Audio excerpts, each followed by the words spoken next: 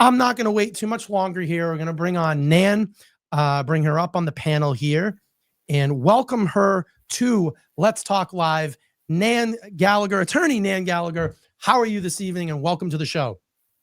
How are you, Brian? It's so great to be here. I can only tell your audience, I feel like I'm fangirling a little bit. You know, all of you should imagine what it's like to meet someone you've watched on a screen for well over a year who you really admire and have an opportunity to just have a really important conversation with them. So thanks for having me.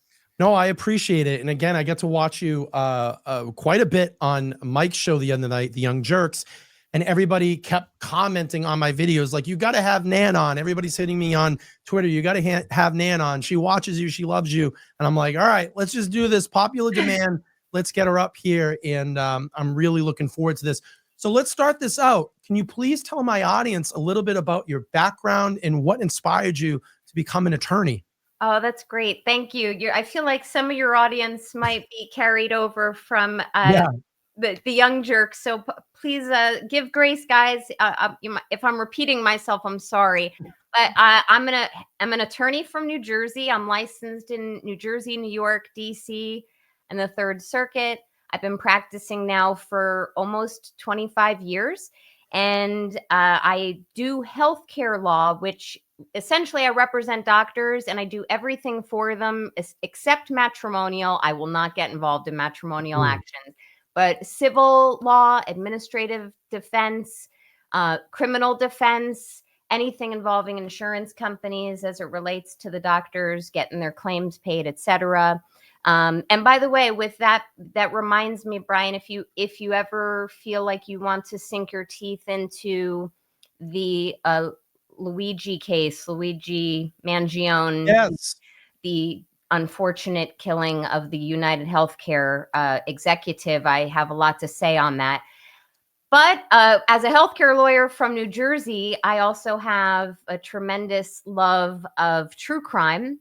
And I've told another audience the other day that my kids say that mommy likes murder. And I really, in fact, if I had the ability to show you guys a bulletin board I have in my home office, there literally is a sign up that essentially says, like, my mom loves murder. So I worry about the mental health of my children in the coming years.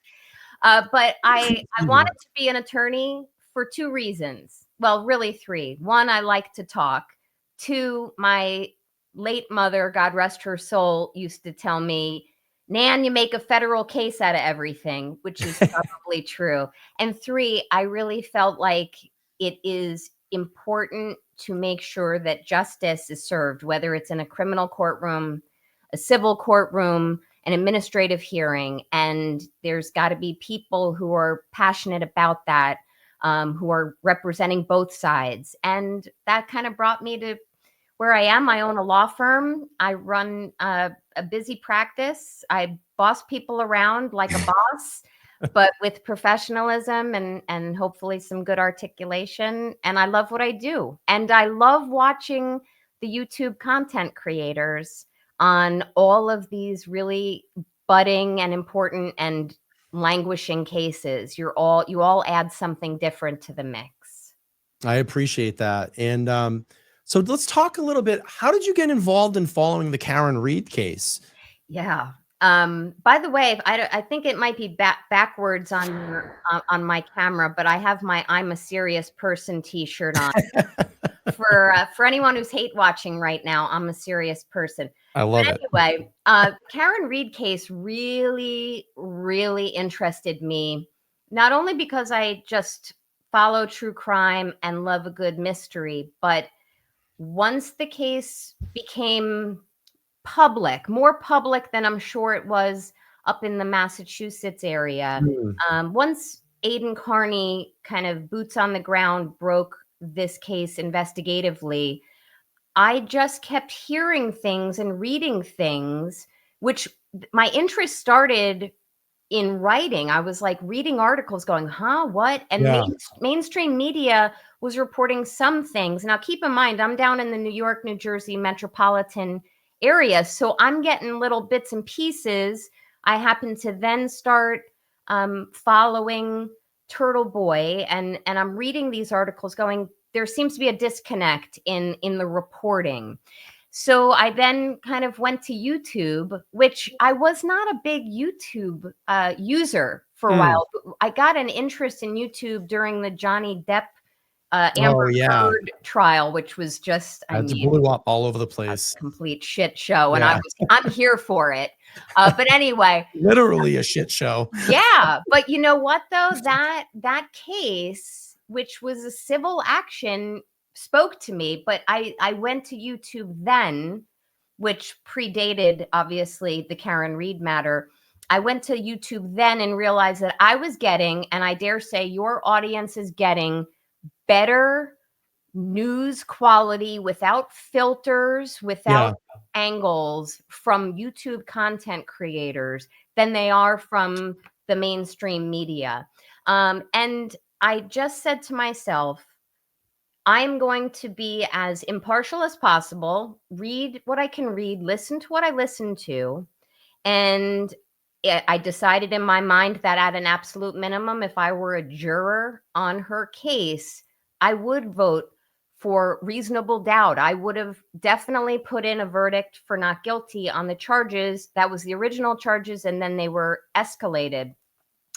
And then I saw all of the lambasting that was going on up there and the vitriol, and just, it was very divisive, and it still is. And I really would hope and I want that to change. So, and I think the YouTube creators I follow do as well. And I just said, if there's anything I can do to help this poor woman and her family, or to help the general public, not those in the solitary echo chamber of Free Karen Read, if there's anything I can do to help give some insight with my personality and my take, I wanted to do that. Yeah, I mean, it's super polarizing up here. I mean, living in here around this area in Massachusetts, I mean, you can't go anywhere and no one would not know about this case. I mean, that's how polarizing it is. And it's like you have like the staunch supporters, like the diehard Free Karen Read, or you're just completely on the opposite side. But I'm going to tell you, like 99% of the people that I run into in and around the Massachusetts area are total Free Karen Read. I don't really see too many of the, what we call the blue shirt people. Too many of them. I mean, they'll hover around the courthouse when we're out there to hearings or during the trial, but not many of them that I know on the street, you know, that I'll walk around and someone will see me with like a Free Karen Read shirt and they'll be like, oh, she fucking killed him. You know, like we don't really hear that. I mean, you just hear people screaming back like, hey, Free Karen Read, we're with you. So it's a crazy case. And it's like one of the most craziest cases that I've personally followed. You know, it's just, it's insane what they're trying to do to Karen. I mean, it's just a complete sham of a trial. I just don't understand how a jury couldn't see through, you know, I mean, literally, I had friends of mine that don't really watch court cases or trials. And this time they obviously got invested because it was in Massachusetts, and they might've watched like a day or two of the trial, and they're watching like Jennifer McCabe and Brian Higgins and Brian Albert being on the stand. And they're like, are those the people that are on trial? Like, yeah. You know, Brian, I'm listening to you and I'm listening to your accent, and it reminded me of something, which is I wanted to make sure your audience knew this. I also worked for a national law firm right out of Boston for a little over a year, many years ago. So they were headquartered in Boston. Boston is, and I live about 30 minutes out of New York City. Boston is my favorite city. I love visiting there. I love the people there. I love the real salt of the earth personalities that are up there, gravitate towards that. And the other thing I wanted to tell you is I have some, not many, clients from Massachusetts all over the state. And when I speak to them, I ask them, I think people think I'm this crazy true crime lady, but you know, I say, have you heard about this case? And they've all heard about it. And in varying degrees, which I love hearing. I want to raise awareness. And for those who are from Massachusetts and have not heard about this case, they all seem to have this, she's being railroaded. What is going on? Why are taxpayer dollars being wasted on this mentality? So I think about those things and I say, gosh, we've got to raise more awareness. Mm. Is exactly what I am trying to do. I have no angles here other than to try to help educate people. Yeah, I'm gonna say there's a lot of people in the chat that absolutely love you. Uh, And Kelly Reed, Karen Reed's cousin, is actually in the chat right now. Hi, And she Kelly. said, I'm 100% free Karen Reed. I'm a new fan of Nan. Plus, we all cherish you, Brian. So, Kelly, thank you for jumping in and watching the show. It's really great to see you here. Thanks, Kelly. So let's talk a little bit about Robert Alessi. Oh, Absolutely love this guy. A lot of people don't know that he's been involved in Karen Reed's case and on that team for a little time now. He's just kind of been in the background. And I love the fact that, this time around in the hearings, you're seeing him more prominent in these hearings. I think he's very easy to follow, which is nice, and very precise in the things that he talks about. And I think he's an absolutely brilliant match for Brennan. I think he just gets up there and smacks him every single time. What are your thoughts on Alessi and Hank Brennan? fun? Isn't that fun to watch that? Does that anyone in the chat raise your hand if they like watching Brennan get smacked around figuratively? That's not a call to arms. So this is another reason why I think it's so vital to follow content creators, because mainstream media will not say that Robert Alessi has been part of the team, even in the backdrop, for some time. I wouldn't have known that other than hearing it in these circles.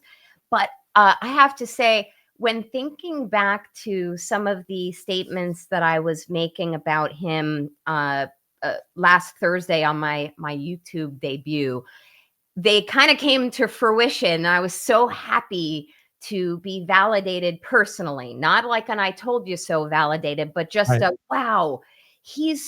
I said the other day, he's a tremendous ad. And this in no way takes away from David Yannetti and Alan Jackson.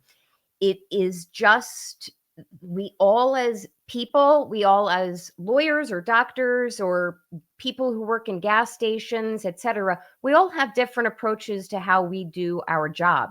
And he has this very methodical approach to his diction. I mean, as an English major, I was all over listening to him saying flummoxed and all of the great vocabulary words. Yeah. Wow. But also actually saw on X the other day, maybe yesterday, someone was saying when he starts doing his orchestral hand gestures during the oral arguments, you better buckle up. And I'm paraphrasing that, but it was a really great comment.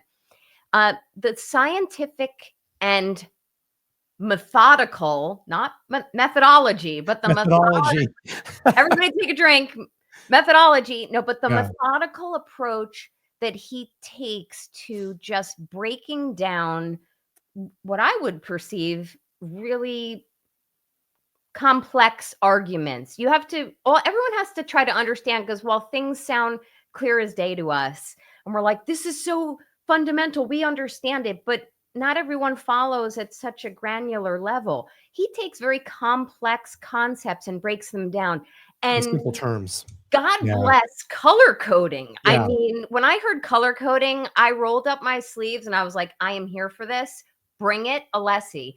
So he is absolutely fantastic. And there was some discussion yesterday on some of the social media about who he should cross-examine, and not to the detriment of any of the other current attorneys, but there's scientific parts of the defense of Karen Reed where, in my opinion, Bob Alessi might be even more pivotal in crossing. And one other point on that, Brian. Sure.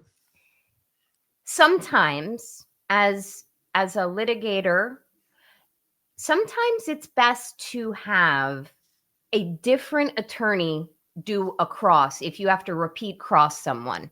Because like someone like Jen McCabe or anyone else, fill in the blank, knows what she's getting from Alan. And I think Alan should cross her, because the best thing that can happen is when you are being asked questions by someone you hate. You're triggered and things come out, and it's like Hollywood for attorneys. We love it. But on the scientific pieces like Trooper Guarino, Yeah. Alessi would be pivotal for that. Yeah. So anyway, I ramble on, but I really think he's the boss. I'm going to get an Alessi t-shirt, just like I'm going to get a Jackson and a Yannetti one. You guys will be seeing them if I hit your shows. That's awesome. Yeah, I think and then I think kind of bringing him around the second time here to kind of give a new look to the judge as well too. I mean, we know that, there's been a lot of absolute bias towards Alan. She's not too in with Alan Jackson and Liz Little. She gives David Yannetti a little bit, I'm in talking about Judge Cannoni, obviously, gives David Yannetti a little bit more levity. He's a Boston guy, been in the court system. But I think to throw this new attorney in there, she's got to kind of whittle her way around this and say, okay, how do I, kind of dance around with this guy? And I think it's a good strategy in that sense too. I honestly think we're going to probably see a lot of him in Karen Read 2.0. What is your thoughts on that?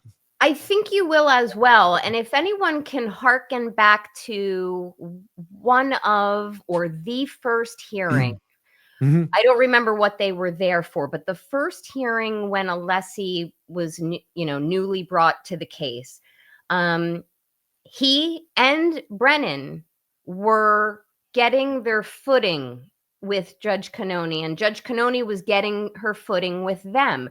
Everyone was a little trepidatious, like, okay, getting to know each other. What do you like? What do you dislike? Should I stand at a podium? Should I not? So I think I don't just think, it was very abundantly evident to me on Friday's hearing, which I was watching from court and just laughing my ass off. I'm sorry, I don't mean to curse on your. No, let's go ahead. Have at it. We're adults. But, I'm sitting there going, I'm going to get kicked out of court or held in contempt because this is just masterful. But as I was watching that, it was definitely apparent to someone like me that Alessi was becoming more comfortable. And let me tell you all something. I think your audience would gravitate towards this. I know you would as well. I saw everything I need to know about Hank Brennan from the first couple of minutes of that stream. I don't remember who I was watching it through, but Alessi walked into that courtroom before the hearing, and Brennan did not even greet Alessi. Okay, Alessi had to go up to him and say hello, or hello, sir. And one thing the judge I used to clerk for used to say to me, you've got to be cordial and friendly with your adversaries. It used to be very heartwarming for him on motion days when the adversaries, the attorneys sit around generally and wait on motion days to be heard. And when two adversaries sit next to each other, even if they're going to take the gloves off and go at each other on a motion, if you guys can be professional and human beings, you do so. And Brennan didn't even acknowledge him. So this is a strange mission for him. I don't understand his motivations. I can tell your audience that he is torn through that $75,000 that were allotted to him, which is what it's gone. So it take great pleasure, anybody who's following the case, that he's probably now working for free and he's not enjoying it because he got spanked. Yeah.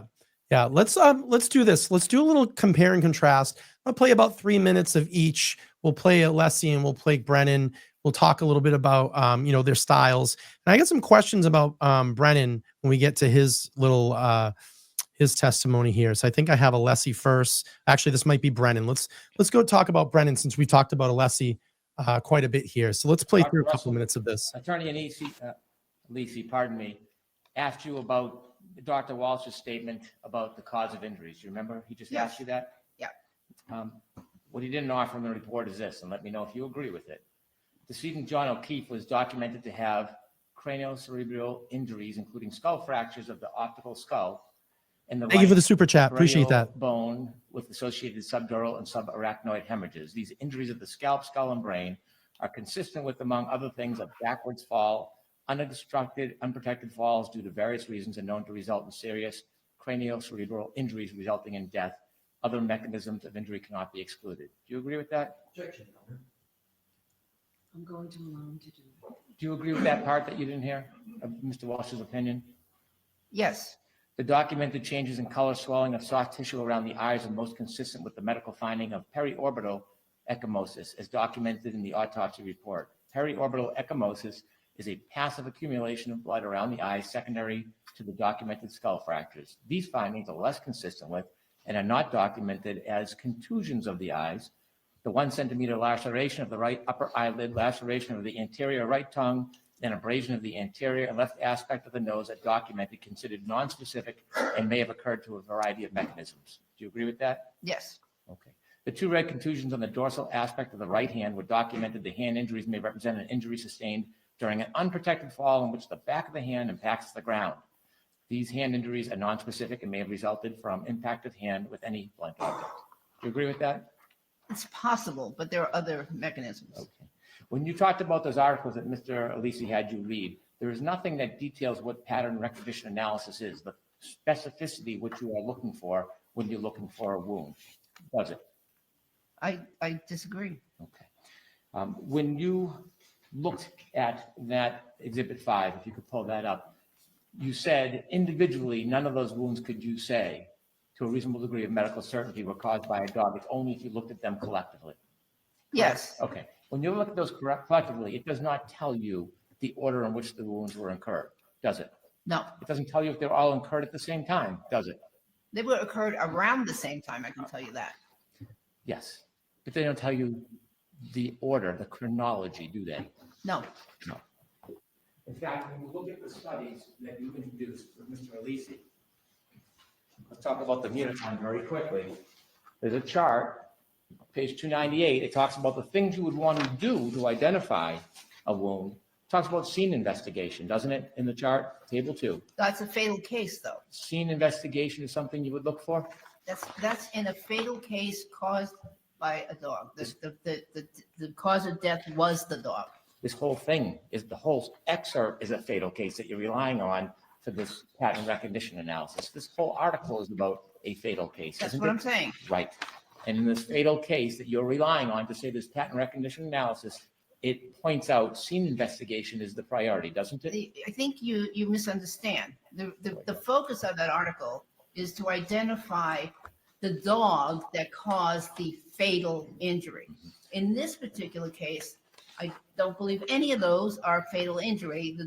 That is not the purpose of the identification of those injuries.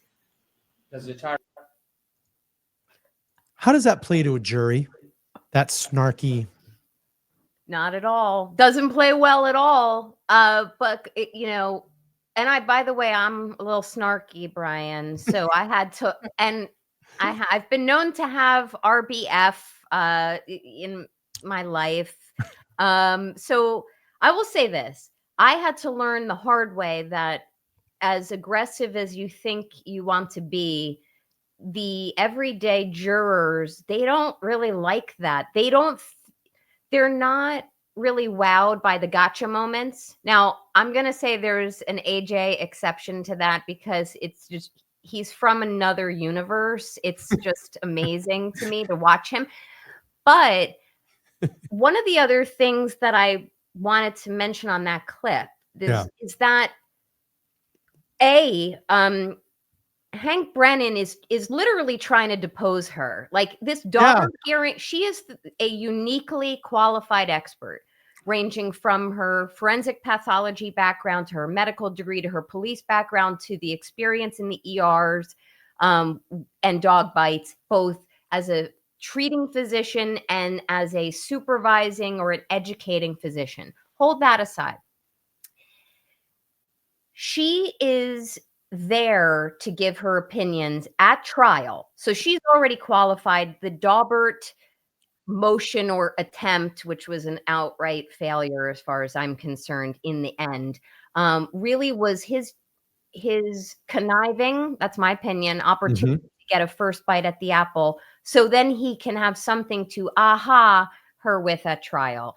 And, you know, the woman is a seasoned KG veteran, and he's going to try to confront her at trial with, but you said this on this day when I asked you this really pigeonholing, unfair question that wasn't, the objection wasn't overruled, so I got this question in, and it's going to possibly try to rattle her. I thought she came in much stronger for this Great. Daubert hearing than she had at trial. The other thing I think is important on that is that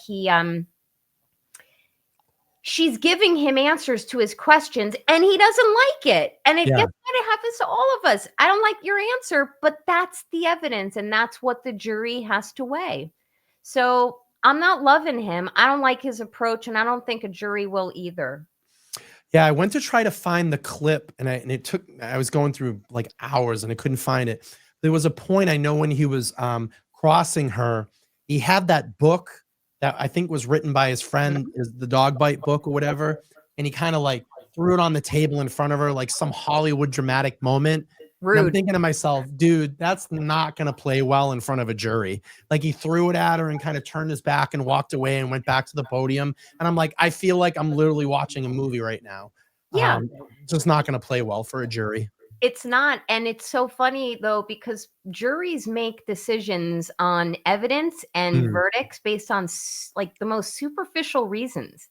I was once told by a jury after I got a verdict that they didn't like the shoes I was wearing on the second day of trial, and that really stuck in two of their heads. I'm not saying that's why they did or did not rule in my favor, but they make really interesting yet weird, superficial decisions on things they see, behaviors that they experience. I will tell you this: anyone who's rude to a witness who is more seasoned in years is not going to play well.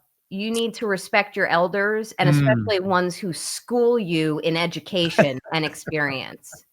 I love it. I love it. Yeah.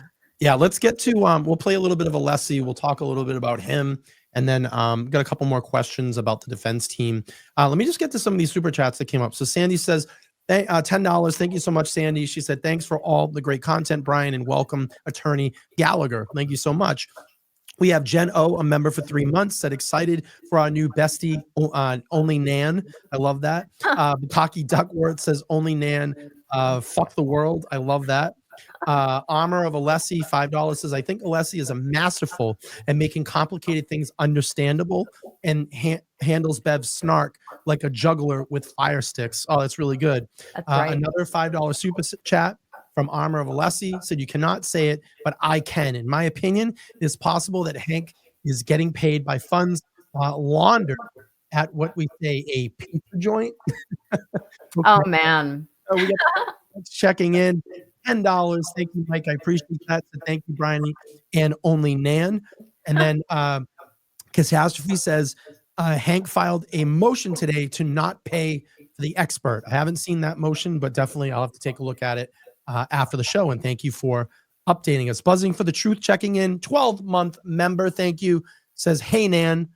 Well, hello. Hey, all right, let's watch a little bit of Alessi on this previous hearing here. Listen to his masterclass.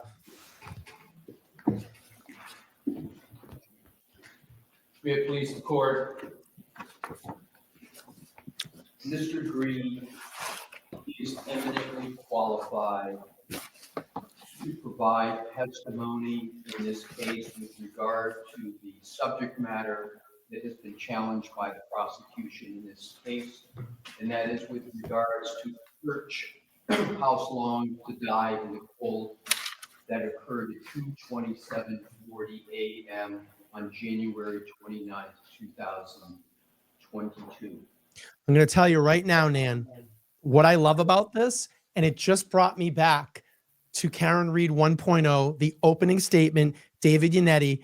Karen Reed was framed. Yeah. It had that same tonality to it. It had fact. It was just driven You know, if a jury was sitting there, I think it would just prop them up. And I thought it was just masterful the way that he opened there.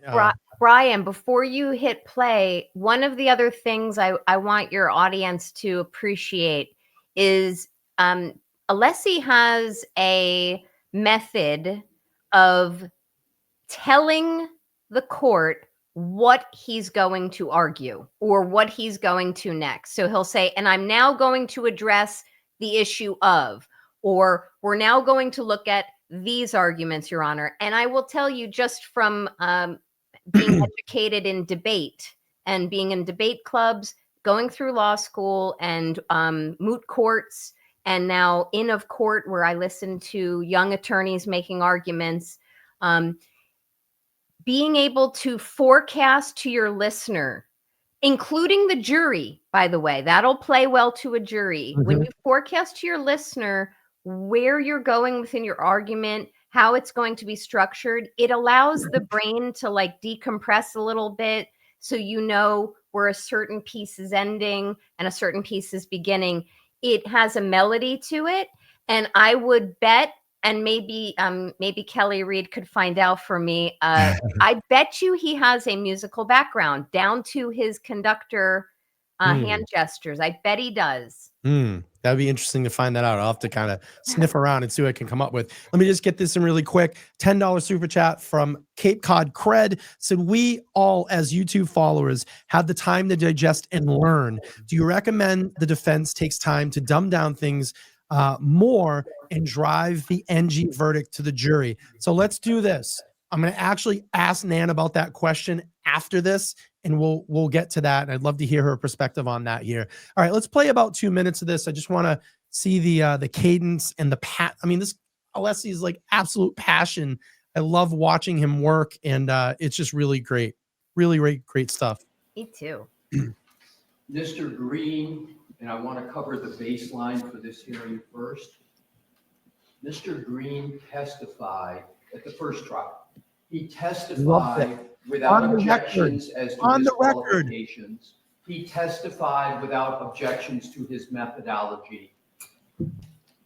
That's what people really have to understand in those two, is that they're making a record again. So if this ever, God forbid, has to go to an appeal, this is all on the record. And I love that he's pointing out the fact, like, listen, you let Mr. Green come in and testify before. No one had any qualms about it. He went through, what was it? The Daubert hearing. He went through that.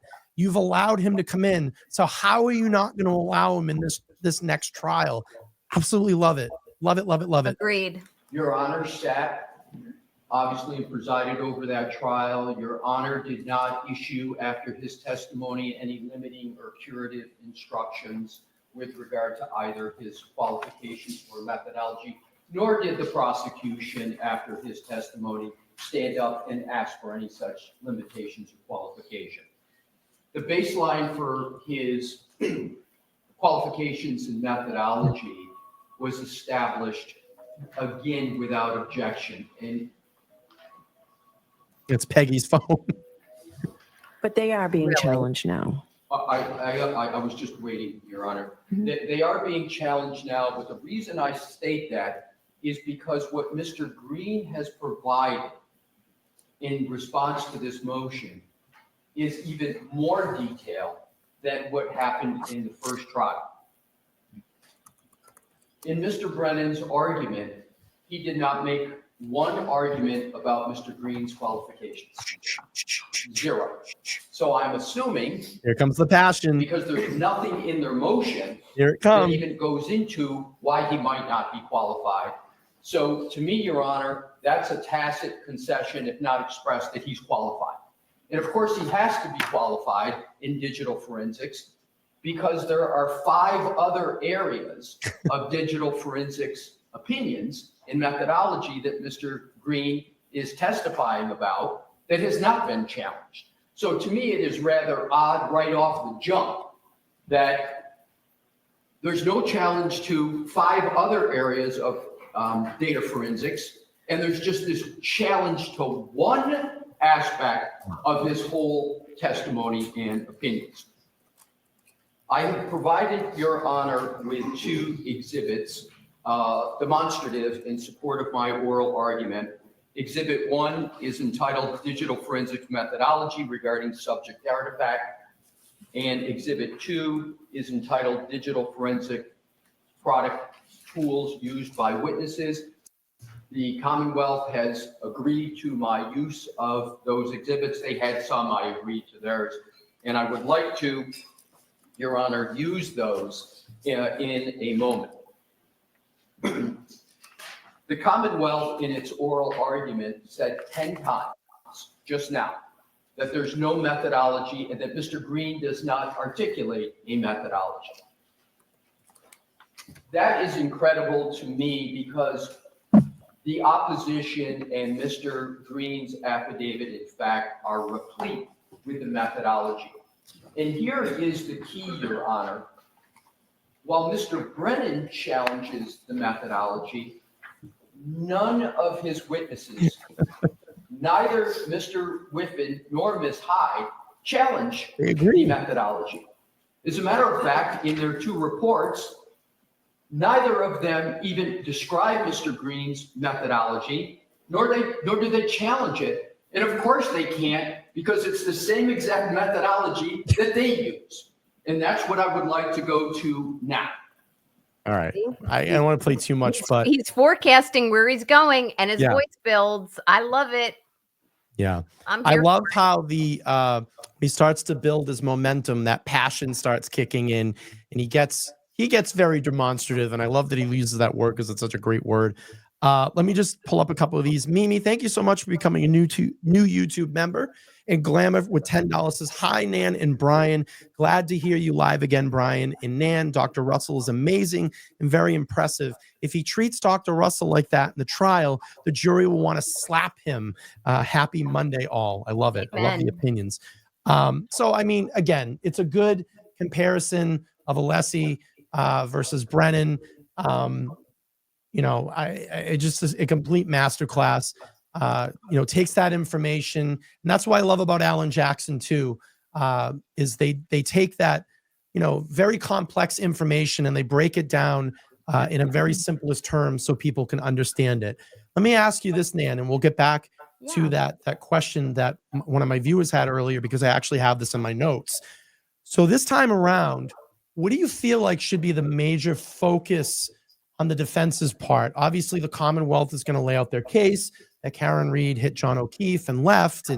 But what would you like to see them focus, this time around? And what would what things would you like to see this time that we didn't see last? That's great. By the way, I'd be very interested to see the prosecution lay out a case, because they sure didn't during the first trial. But I digress. Right. As far as 2.0 is concerned, and I always feel the need to give this preface, which is I have no criticism of her team, and we all as lawyers learn from experiences, and not once in leaving a trial in my career or a deposition, which is sworn out of court testimony, I've walked out of all of those saying, I should have asked that, or I should have done that. But in terms of seeing something change, I think that the defense needs to not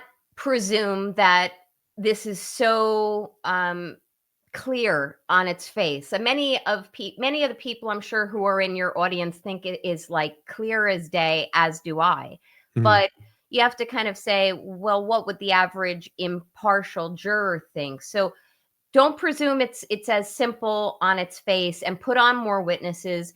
Be in a position where you can explore, perhaps lead with ARCA. I also think that they should do their very best. And I don't know the specifics of the prior motion that must have been filed before the first trial, which limited any reference to ARCA being engaged by the Right. FBI or an FBI investigation or Yeah. probe. But to the extent that might be revisited, it's sure worth it. I mean, Brennan's revisiting everything, so they should start revisiting as well. But lead early on with ARCA, put it in, and by the way, before that, in your opening, really say because that's the essence. And I really loved, Brian, when you approached Plevin on the street outside the court, you were like, do you believe in science or something like that? Asked him if he thought the earth was round. Yeah, like seriously. He said that's offensive to ask that question. I'm How like, dare you why? ask? He's like, oh, it's spherical. How dare you ask such a logical I question? know. But anyway, I And he think, tried to actually, I'm sorry to cut you off. Yeah. He actually, he acted like he didn't know who I was. I'm like, come on, Plevin, you know who I am. You know, like he knows everything. He's probably made everything. He's a probably watching us right now. about you as well, or you know, a simulated BLT sandwich at this point, which, by the way, are my favorite sandwiches, on rye, make on the side. But anyway, bacon, well done. Don't say extra crispy when you order bacon, because it will come out burnt. Well, you say well done. But anyway, lead with more ARCA. Let the jury decide early on in their minds that don't emphasize so much the conspiracy. It's there. Yeah. Lay it out throughout all of your questioning. And I think one of the things that the onlookers, the people who watched the trial, don't really realize is that even though the defense only put on, I don't know what it was, 5 or 6 witnesses, they actually got the benefit of a lot of the other witnesses on cross. So they were in a position where through cross-examination, they could ask questions, you know, for example, of Jen McCabe. They got a lot of their evidence from Jen McCabe and Higgins. So they didn't need that many. I think they need a police procedures expert, which I'm happy we can maybe chat about that when it comes to Enrique Delgado Garcia. Yeah. And lastly, and there's a bunch of different suggestions, but lastly, I would say that emphasize the sheer number of coincidences, how that just, you know, make it make sense. How do all of these coincidences happen? And I want to mention one thing to you about that, because the number of coincidences as it relates to reasonable doubt, like you got to emphasize reasonable doubt. But when talking about coincidences, I was talking to a sheriff's officer in a courthouse last week, and we were talking about this case, and he knew a lot about it. And I asked him 2 questions. I said, do you speak up about this case? He says, no, law enforcement will not speak up about this case. But the takeaway from that was that there's a fear of doing that. You know, if you speak up, your voice might be held against you, and you don't want to get yourself in trouble. The other thing he said to me, he said, Nan, there are no coincidences. If you think, you know, if you see someone in 2 different places behind you, they are following you. It's not a coincidence. So I think about that, and I think these the defense team could really strategize and say they just don't add up. And brother counsel did a whole presentation on coincidences. It was very effective in another closing argument on another national case a few months ago, and juries really, they do tend to gravitate to that. Very, very interesting. Let's do this. Let's shift gears a little bit, but before we do that, I want to kind of do some name association. I asked you about this and you're like, I'm all about it. I thought this would be a fun little game to play. I'm going to throw some names, and if you could give us maybe a sentence or 2 of how you feel about this specific person or team member that I bring up, and it's all Karen Reed related. Then we're going to transition a little bit into Trooper Enrique Delgado Garcia. So I want to ask your thoughts on that. But let me just throw this out at you. All right, so we'll start with this, the Karen Reed defense team. I know we could literally break them all down by specific person, but you can give us a sentence or 2 of how you feel about the Karen Reed defense team. And before I answer you, I really would love everybody to just take a moment and like this video, subscribe if you haven't. I don't care if you like what I'm saying or not. Brian is perhaps one of, if not the most compassionate and passionate podcasters that I've encountered in now personally, but as a viewer. Really like and subscribe. All right, her defense team. Well, thank you for that. I appreciate that. Wow, thank you. You're welcome. I'm a serious person, Brian. Okay. So, all right. Her defense team. Yeah. The Karen Reed defense team is the most effective set of advocates that I have ever witnessed in person and on TV. And they take OJ Simpson's quote dream team. I know you're probably old enough to remember them. I remember. I watched the trial. That dream team is nothing. OJ's dream team is nothing compared to the quality and caliber of them. Wow. Okay. Let me throw this out. Karen Reed. I feel like I have tremendous sympathy and empathy for her, but I did put something on Twitter. I'm sorry to elaborate, but I just wanted to mention, I did put something on my Twitter yesterday when I made a donation to her fund. And I think this sums it up. Nothing can temper the spirit of a warrior as much as the challenge of dealing with impossible people in positions of power. And that's a credit to Carlos Castaneda.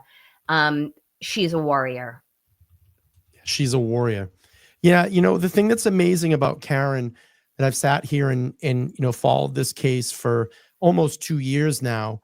And I always say this, that she never has faltered once in front of anybody. And believe me, I'm sure that shit happens behind private closed doors. I'm sure there's tears and there's hugs and frustration and screaming, but not once in the public has she faltered once. And the thing that I love about it too is that these motherfuckers, I'm swearing. I got a lady on the for panel. it. Sorry. Bring it, Brian. These motherfuckers went to her in the very beginning of all this and tried to offer her a deal. We figured that out in the Vanity Fair article. And I think it was like a couple of years she would have taken. And I love the fact that, and this is what solidifies her fucking innocence, that she could have faltered and said, fuck it, I'll go to jail for 3 years or whatever. I'll walk out of this, go on with my life. But she said, you know what? Fuck you. Fuck you. Bring it on. Because you know why? I'm 1000% innocent and I'm going to battle this all the way to the end.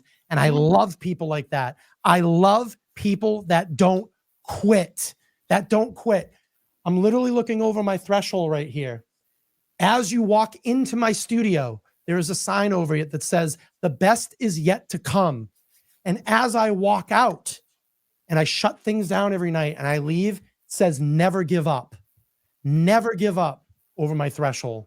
And I love that. And that is Karen Reed. She's just never given up. And she just comes back, harder and harder every single time. Every piece of shit they throw at her, they throw it back, tenfold right back in the direction. So I think she is in good hands with the defense team. I wouldn't say that I'm excited and looking forward to 2.0. I hope that we're not going to have that happen, but it seems pretty staunch that Bev really wants to get this trial going. And, April 1st, we're going to be seeing it. So Brian, there's that passion I'm talking about. I agree with everything you have to say. And I did want to mention to you, I have a small gift that's headed your way for your studio. Oh, I appreciate it. I wanted to congratulate you on your new space. That's wonderful. Wow. Thank you so much. I'm really honored about that. All right. Let me throw another name, Brian Higgins, at you. Oh my God. All right. Wait, I don't have to say one word. I can say sentences, right? Yeah. Give a couple sentences. We'll move on to the next name. He's all right. These opinions are my own. Uh-huh. I think Brian Higgins is I think he's a killer. I'm sorry. I think he did not intend to kill John O'Keefe, but the facts don't add up in my mind. And I think he is shady. I think he is conniving. I think he didn't order a pizza at whatever o'clock in the middle of the night. Exactly. And didn't butt dial Brian Albert. But most notably, I think I learned everything I needed to know about him when he quite altruistically decided to go to the federal kiosk at the Canton PD and out of the goodness of his heart curate a goddamn extraction, Yeah. pardon my I'll French. give you what I want to give you. Right. I'll give you what I want to give you. Right. Curated text between me and Ms. Reed, which, by the way, like, she didn't like you, man. Like, Yeah. she didn't like you.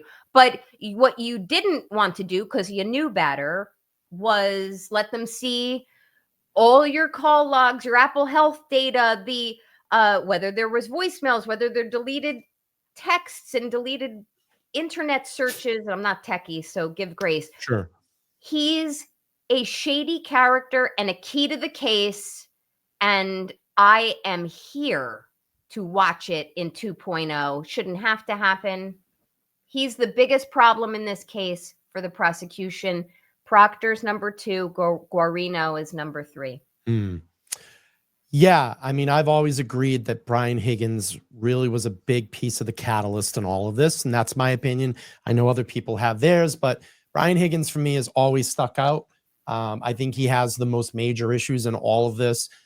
Sorry, destroying your phone, bringing it to a military base and discarding it, extracted certain information off your phone. Listen, if you ain't got nothing to do with it, you go, listen, I'm not involved in any of this. Here's my phone, take an extraction, but hiding that, big problems. All right, Brian Higgins.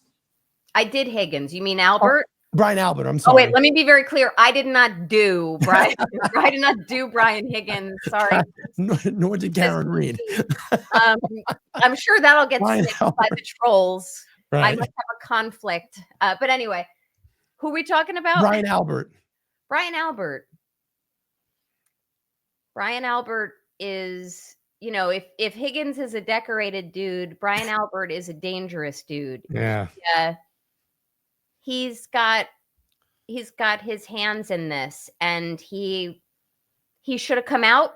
Even if Karen hit him with her car, he knew that this happened. He knew this happened. He knew there was a body on his front lawn, and he should have come out. But beyond that, I think he was involved in this cover up.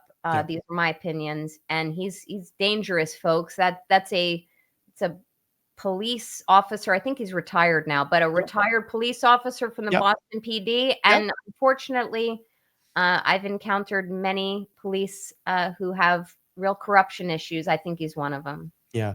He's actually involved in finding the Craigslist killers. Isn't that amazing?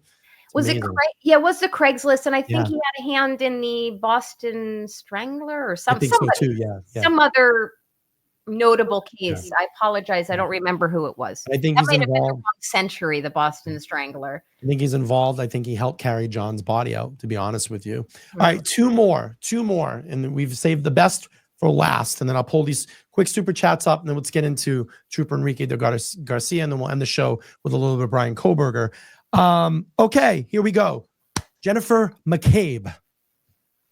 Liar. Liar, and think about it.